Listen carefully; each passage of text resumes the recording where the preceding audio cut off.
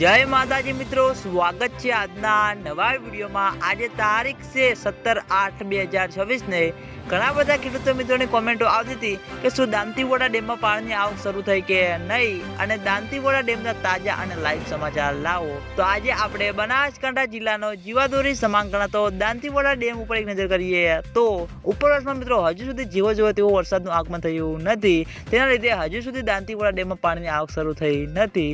ખેડૂતો મિત્રોની કોમેન્ટો આવતી હતી કે દાંતીવાડા ડેમમાં પાણીની આવક શરૂ ક્યારે થશે।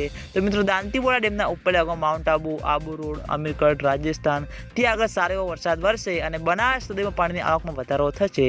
પછી મિત્રો દાંતીવાડા ડેમમાં પાણીની આવક શરૂ થાય તેવું લાગી રહ્યું છે અને હાલમાં દાંતીવાડા ડેમની સપાટી 570 ફૂટે છે। દાંતીવાડા ડેમની ભયાનક સપાટી 604 ફૂટ છે।